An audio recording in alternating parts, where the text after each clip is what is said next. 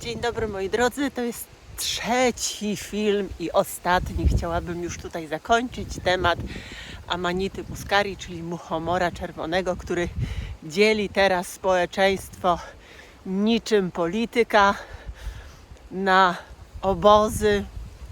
I nie o to chodzi. Chodzi o to, żeby wiedzieć, a czy ktoś to potem wykorzysta, czy nie wykorzysta, to jest jego sprawa.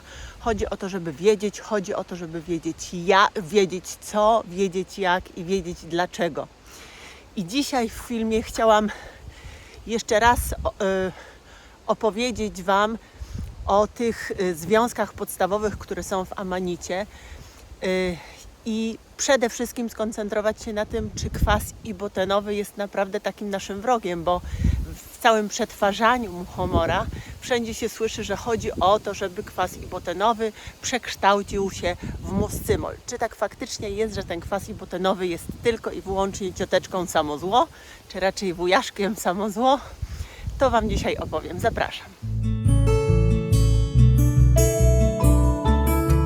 W Amanicie są trzy podstawowe związki. Oczywiście związków jest o wiele więcej, ale te, które nas interesują w kontekście muchomora. Jest to muskaryna, kwas ibotenowy i muscymol. O muskarynie nie będziemy tutaj mówić, bo ona jest jakby najmniej pożądana. Ona jest związana z układem nerwowym, z mięśniami, z choliną, z receptorami muskarynowymi, które są w naszym organizmie. I jest jej bardzo mało. Mówiłam też Wam w filmach, że to jest znikomy procent i ona stosunkowo łatwo ulega też degradacji, więc tutaj na niej się nie będziemy koncentrować.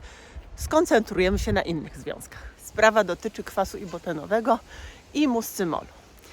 I teraz trzeba zacząć od tego. W ogóle na początek chciałam powiedzieć, że znowu musimy zwracać uwagę i powtarzam to po raz kolejny, i będę to powtarzać, nie będzie to po raz ostatni, kiedy mówię do Was, że to dawka czyni truciznę. Tak?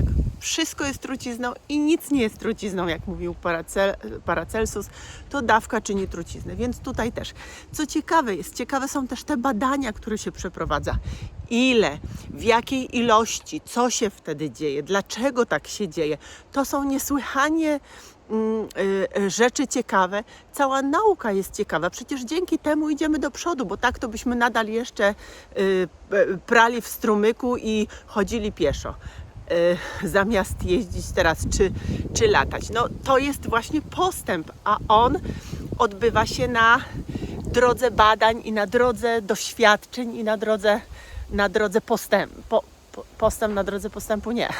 Postęp na drodze właśnie myślenia. O tym chciałam powiedzieć. Postęp odbywa się dlatego, że człowiek myśli, kombinuje, zastanawia się, próbuje. Wtedy idziemy do przodu i o to chodzi. Jaka jest różnica między kwasem ibotenowym a muscymolem? Obie substancje czy oba związki zachowują się w naszym organizmie jak neuroprzekaźniki, czyli działają na neurony, na komórki, z których zbudowany jest nasz mózg. Tylko robią to w inny sposób, dlatego że kwas ibotenowy łączy się z receptorami. W poprzednim filmie Wam opowiadałam trochę o receptorze i o hormonach. Z receptorami kwasu glutaminowego, natomiast muscymol łączy się z receptorami GABA, neuroprzekaźnika, którym jest GABA. I jaka jest różnica między tymi dwoma związkami?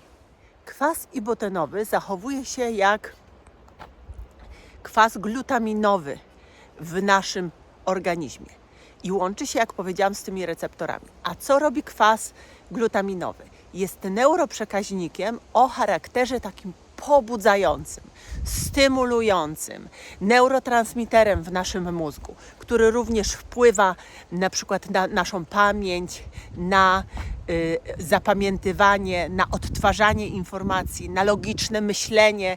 Na to wszystko wpływa kwas glutaminowy. Poza tym jest również substancją, która chroni nasze komórki i tak też zachowuje się kwas ibotenowy. On działa neuroprotekcyjnie, chroni nasze komórki w mózgu, w naszym układzie nerwowym, ale przede wszystkim w naszym mózgu. Działa też przeciwzapalnie. To jest funkcja kwasu ibotenowego, to przede wszystkim kwasu glutaminowego, ale też tego kwasu ibotenowego, który zachowuje się w naszym organizmie tak właśnie jak kwas glutaminowy, łącząc się z jego receptorami. I dlatego właśnie myślę, że nalewki do stosowania zewnętrznego, które mają charakter też przeciwzapalny, działają na bóle mięśniowe, na obrzmienia, na opuchnięcia, na wszelkie stany też zapalne, mają sens zrobione ze świeżego muchomora, gdzie więcej jest tego kwasu ibotenowego. On oczywiście z czasem też się przekształca w muscymol, ale pytacie mnie, czy ze świeżego, czy ze suszonego. No w tym suszonym już kwasu ibotenowego nie ma, albo jest go bardzo mało, bo on ulega litodekarboksylacji, lito właśnie innym przemianom pod wpływem między innymi czasu, chłodu itd., przekształceniu w muscymol. A nie jest głupie to jego działanie właśnie na te przypadłości, o których przed chwilą mówiłam. I ja robię nalewkę do stosowania takiego zewnętrznego, do wcierania. Robię jak najbardziej ze świeżych muchomorów, absolutnie nie suszę ich wcześniej. Tym bardziej, że te suszone już mają jednak... alkohol ma jakby tu utrudnioną penetrację i pozyskiwanie związków czynnych z takiego zasuszonego materiału, czy to roślinnego, jak w przypadku nalewek roślinnych, czy też grzybowego. No takie jest moje zdanie. Natomiast tutaj łatwiej to idzie, więc ta nalewka jest zdecydowanie bardziej bogata. Oczywiście, jeżeli macie inne zdanie na ten temat, to piszcie mi tutaj w komentarzach, podyskutujemy.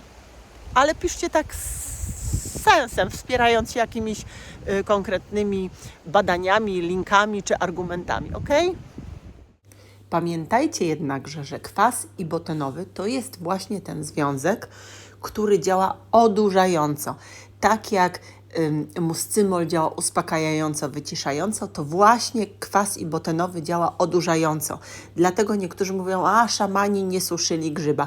No właśnie dlatego, że nie suszyli tak, jak teraz się powinno suszyć, w tej temperaturze 70 do 76 czy 78 stopni i tam mieli więcej kwasu ibotenowego w muchomorach albo jadali je na surowo, w związku z czym nastąpił ten efekt odurzenia, takiego transu, tak?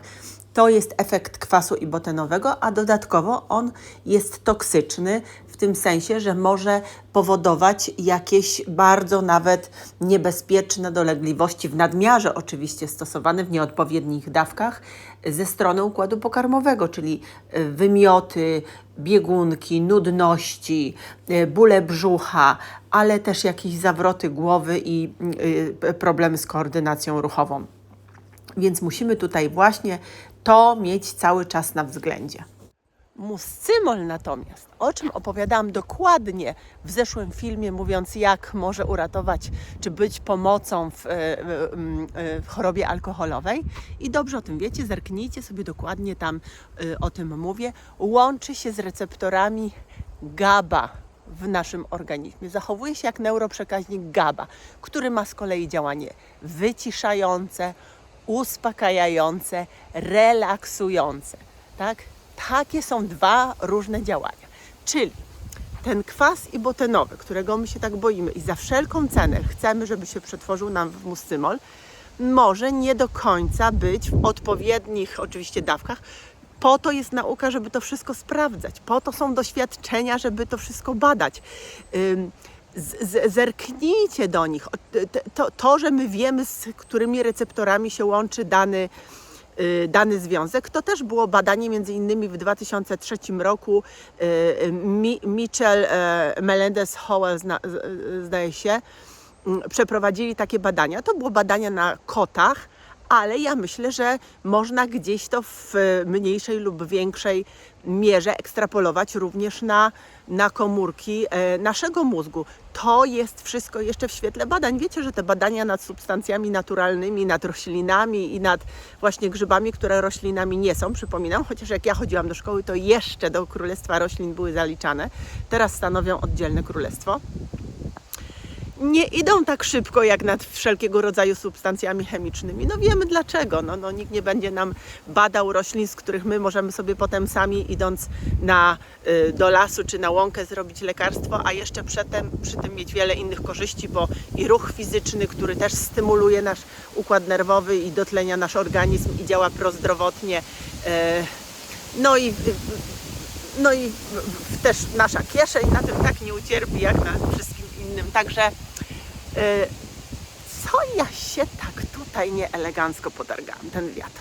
No dobrze, w każdym bądź razie, no wiecie dlaczego. Więc te badania idą wolno, ale na całe szczęście są pasjonaci, są też różne instytucje, które te badania prowadzą i kto wie, co nam przyszłość przyniesie.